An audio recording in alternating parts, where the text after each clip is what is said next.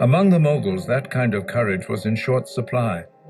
With anti-Semitism on the rise, it was a conflictful time for the Jewish leaders of Hollywood, always concerned with their image. The Moguls became especially hesitant after a meeting with Ambassador to Great Britain and co-founder of RKO, Joseph P. Kennedy. He got all of the producers together in a room and he said, now look, the time has come. This fellow Hitler has no interest in the United States, but he doesn't like Jews. And one of the things you got to do is stop putting any Jewish names on pictures. I mean, quite literally, the Moguls walked out of this lunch just stunned. They couldn't believe what they heard. They thought we all came to this country penniless. And look at us now, we are Moguls. We've invented this entire industry, this art form. We're rich as can be. And yet it might all be taken away tomorrow.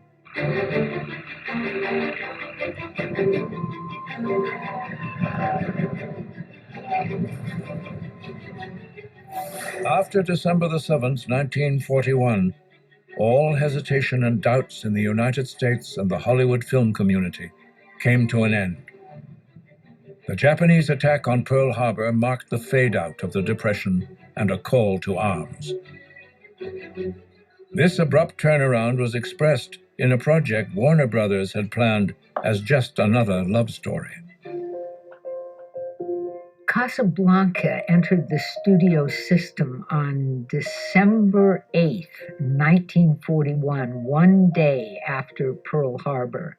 If Casablanca had come to Warner Brothers 6 months earlier, 9 months earlier, I doubt whether this story would have been bought at all, because at that time, Hollywood was fairly fearful of dealing with fascism. Humphrey Bogart was a perfect metaphor in that movie for America itself. I just sometimes wonder if it's worth all this. I mean, what you're fighting for. We might as well question why we breathe. If we stop breathing, we'll die. If we stop fighting our enemies, the world will die. What of it? It'll be out of its misery. You know how you sound, Mr. Blaine? Like a man who's trying to convince himself of something he doesn't believe in his heart. Co-starring Ingrid Bergman, a rising star from Sweden, and produced by respected Hollywood executive Hal Wallis, few involved with Casablanca had any idea that they were making more than just another Warner Brothers hard-edged love story. With contributions from teams of writers who debated the final scene until the last minute of production, Casablanca is a prime example of the Hollywood studio system at work and the sometimes accidental nature of motion picture success. When Oscar time arrived, it also revealed the unbridled ego that drove the movie moguls. When it was announced as Best Picture, Hal Wallis, who was an executive producer at Warner Brothers Studios and had nurtured the film, got up to accept the Oscar, but Jack Warner, who had never taken much interest in the film at all, ran ahead and beat him to the stage. Well, Hal Wallis was so angry and felt so betrayed, he gave us notice the next day and moved over to Paramount Studios and became an independent producer there. While Jack Warner was outmaneuvering Hal Wallis at the Oscars, the United States and Great Britain were taking the offensive in Europe and the Pacific. As they had done in World War I, moguls and movie stars signed up to wave the American flag on movie screens and raise money for the war effort. During the first months of combat, many of the moguls wangled commissions and paraded studio grounds as Hollywood colonels in tailor-made uniforms. But more than a few stars like Tyrone Power, James Stewart, and Clark Gable were willing to fight for real. The moguls were proud of their contributions to wartime morale, but also cautious. Although most were conservative Republicans, they were especially eager to keep on President Franklin Roosevelt's good side. During the tough financial times of the Depression, the Roosevelt administration had begun to take a close look at Hollywood business practices and the astronomical salaries of moguls and movie stars. The president could be a wily and determined ally as well as adversary, and perhaps even shrewder than they were.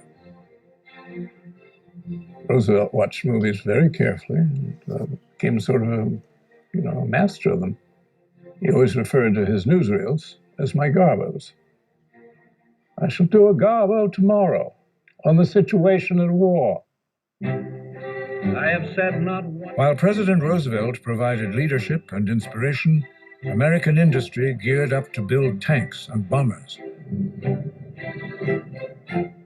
Hollywood's contribution was entertainment, propaganda, and movie-making expertise. Altogether, 6,000 studio workers would leave for active military duty. The Hal Roach Studios became known as Fort Roach, as studio craftsmen made training films and documentaries, often featuring second-tier actors like Ronald Reagan. Radial engine, oil cooler, air scoop at bottom of nose. It's a zero jet. Government Washington realized early on that movies were important for the war effort. What had started 50 years before as this kind of penny arcade novelty really now had the ability to change minds.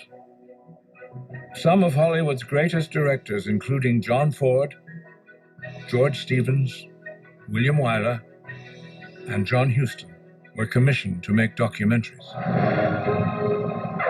The wheels of the Memphis Belle come back to the soil of England for the 25th time. This is a day they will never forget. In Washington, D.C., director Frank Capra was a colonel. General George Marshall had enlisted Capra to do this, and he went over to the Pentagon for the first meeting, and he walks into this big room, and there are about 14 generals there. And Capra looks at him, and he says, "Well, boys," he said, "are we going to talk about motion pictures?" And they said, "Oh, yes, Mr. Capra." And he says, "Then I sit at the head of the table." And he went and took his place at the head of the table with all of these generals. He knew the American spirit. He knew what the dream of America was, and he knew how to shape and control audiences. He'd been doing it for quite a while at the highest level. He told us as Americans why we should fight. Americans, fighting for their country while half a world away from it. Fighting for their country, and for more than their country. Fighting for an idea. Tonight is a big night here.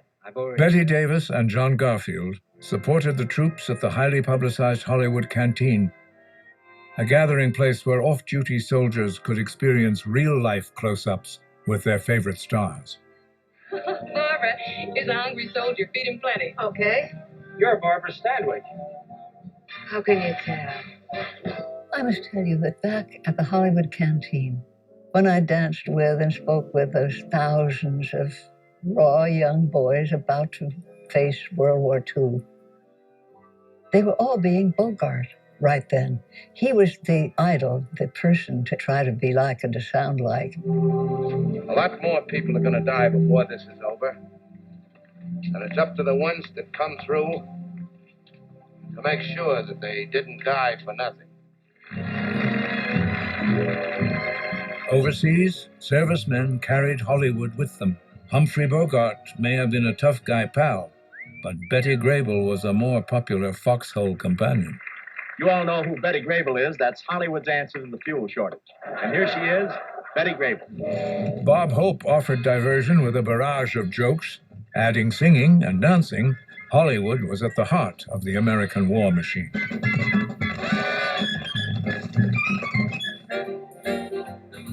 Factories were working shifts around the clock. The only form of entertainment really was movies. Movie theaters changed their double bills 3 times a week, and people went to movies every night in the week. The studios were making fortunes during the war. So it was not only good for business, but it was good for the kind of emotional heart of Hollywood. As their contribution to wartime morale, the Moguls provided diverting entertainment, but also their own versions of overseas battles and life in the military. I was just telling the boys that yesterday a Marine landing force cleared out our sector. We're ready to move in. There was something reassuring about movie reality.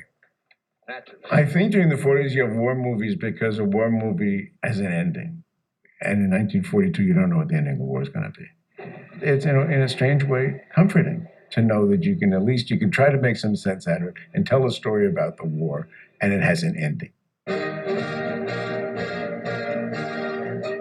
Leading the on-screen fight for victory, Hollywood's biggest combat hero, John Wayne, was a civilian who rarely participated in war effort activities. Yet the sturdy cowboy hero represented the ultimate image of the American fighting man. Well, I want every spare machine gun you got at the head of this canyon so you can rake the whole ravine. If you're a kid going into the Army, Wayne is the officer, the sergeant, or the captain that you'd like to have. You feel he's damn good at what he does, and he'll look after you as far as he can. Hold your fire till you get him under your gun. Then let him have it. And of course, in the war years, war films really needed that kind of comfort in them, because they were for audiences of either the young men or for their sweethearts as the young men were going off to war.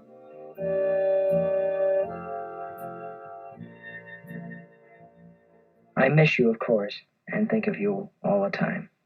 I am proud that I am serving my country, which to me is Ithaca, our home, and all the Macaulays. From their earliest days, the Hollywood Moguls projected the American dream on screen.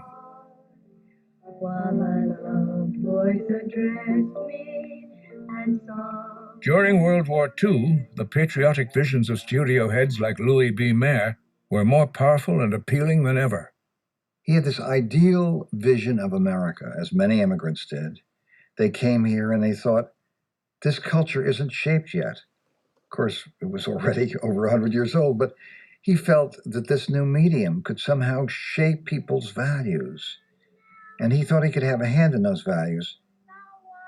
He had this idea of, I am going to create the America that I want on the screen. Mayer could be sentimental, but he was tough, not averse to using his fists to express displeasure. But during the late 30s and war years, there was no better example of Louis B. Mayer's America than the on-screen adventures of Andy Hardy and his family, starring Mickey Rooney. He really loved Mickey Rooney. Mickey Rooney could do no wrong. And Mickey Rooney, to him, was the ultimate Louis B. Mayer star. Rooney was in silent films when he was 6. During the 1930s, he became a brash alternative to Shirley Temple, surpassing her box office appeal in 1939. For everybody loves a band. When he was paired with Judy Garland, they were the ideal of young America. 100 million folks agree that a tune can stir a nation, so music master, take command. The sheer energy of these two people on film, dancing their hearts out, singing their hearts out, was intoxicating, was contagious to a nation which needed to feel good, which needed to know there was hope, which needed to be happy. In the morning when and those films showed an ideal America, an America that might not exist, but an America that we were fighting for, an America our boys were fighting for, an America that we wanted them to come home to.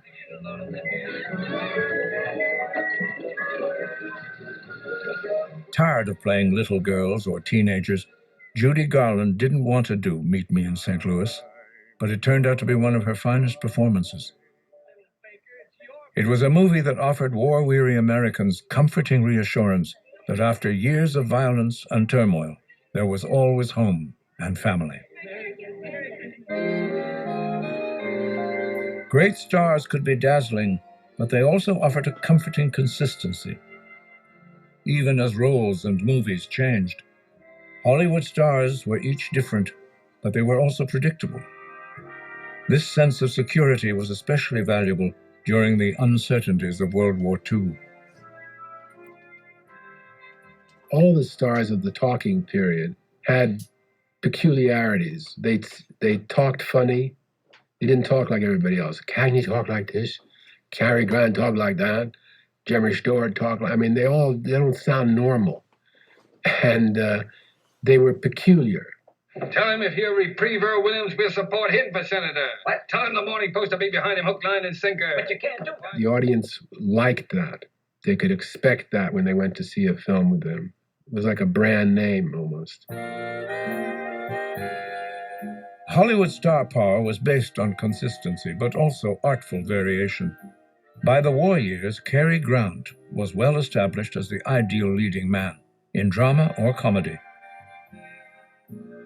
He could do both equally well, including the ultimate performance, transforming himself from Archie Leach, his birth name, and rising above a troubled Bristol, England childhood. His career was an example of the kind of personal transformation that was essential to the long-term success of many of the most powerful Hollywood moguls and movie stars. He's a figure of the movies. And the only thing I can say from having had a little bit to do with him at the end of his life was you could not believe how insecure he was. Everything about him was confidence on screen. And in life, he was desperately insecure. Cary Grant would talk about Cary Grant. And I think deep down inside of him, he still talked to Archie Leach. And he believed that Cary Grant was a fabrication. He occasionally said things like, I wish I was Cary Grant.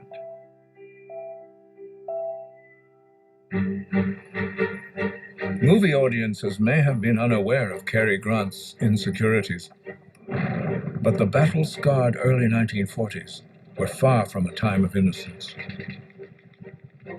One Hollywood director allowed Americans to laugh at the ironies and absurdities of war, even as the United States was fighting for its life. There's lots of people who've been very successful in Hollywood by doing what other people did. Preston Sturges was successful by doing what nobody else did. No one like him. He was a real original. He used the American idiom in some of the funniest movies ever made. During the 1930s and 40s, filmmakers like versatile Howard Hawks had acquired independence as directors. But Preston Sturges was the first Hollywood writer to parlay the power of his words into true creative control when he became a writer-director. His irreverent and fast-talking films were embraced as an antidote to the deadly seriousness of the times. Hail the Conquering Hero played havoc with war heroes. They want heroes, we got 6 of them. All right, we throw in a 7 for good luck. Who's counting? Can you imagine getting hitched up in the middle of the night with a curtain ring to somebody that's going away that you might never, ever see again, Emmy? The Miracle of Morgan's Creek somehow slipped past the censors with the misadventures of Betty Hutton as a wartime mother without a husband and Eddie Bracken as her befuddled 4F boyfriend. And don't ask me if I'm sure I'm married, because I am sure. How can you be sure if there's no name in the record? How can you possibly be sure? Rudy, you don't mean... In Sullivan's Travels, Preston Sturges mocked Hollywood's sense of self-importance. I want this to be a picture of dignity, a true canvas of the suffering of humanity. But with a little sex. With a little sex in it. How about a nice musical? Whether it be Depression exposés or wartime propaganda, movies are really a medium for entertainment, he says, not social tracts. A cartoon can be the best medicine in tough times. The Moguls enthusiastically agreed. With the end of World War II in 1945, crowds celebrated on Hollywood Boulevard and across the country. America was exhausted, exhilarated, and most of all, a very different nation. As they had done many times before, audiences looked to the movies to find themselves, and the Moguls were searching for new images. In 1946, Sam Goldwyn wasn't known for tough and timely films, but he prided himself on good stories and quality. Goldwyn's most important director, William Wyler, used to say, and Goldwyn drove him absolutely crazy. Sam Goldwyn wants every movie to say, produced by Samuel Goldwyn, directed by Samuel Goldwyn, written by Samuel Goldwyn, starring Sam Goldwyn. That being said, I think perhaps one of the best qualities about Goldwyn is he would let each craftsman, each artist, do his or her job. He would throttle them. He would shake them. Lillian Hellman, who wrote a lot of screenplays for him, said that he was a little like a man in front of a slot machine shaking it for more nickels to come out. Sam Goldwyn liked money, but more than anything, what he wanted from Hollywood was respect. That meant a Best Picture Academy Award. After 20 years of disappointment, the honor came in 1946 with a moving film that summed up an America recovering from 4 years of the loss and dislocation of war, and now facing the promise and uncertainties of a fresh start. The Best Years of Our Lives was the most important film in Samuel Goldwyn's career, professionally and personally. And it turned out to be one of the most significant films, I think, ever made. Magnificent movie. And I came into it, as I think probably any veteran would, a little suspicious. We'd been through an earth-shattering, life-changing experience of our own, and we weren't about to accept any bullshit version of what that experience had been like. Well, it not only didn't have any bullshit, it just portrayed what we thought, what we felt, right down to the core of our being. For irascible, independent Sam Goldwyn, the Academy Awards for 1946 were as life-changing as the film had been to many World War II veterans. He always felt that the Academy Awards were run by the big studios. He always felt he would never get one. And he went home that night and he looked at the award and he sat and cried. It meant a great deal. He never wanted to admit that he wanted one because he didn't think he'd get it.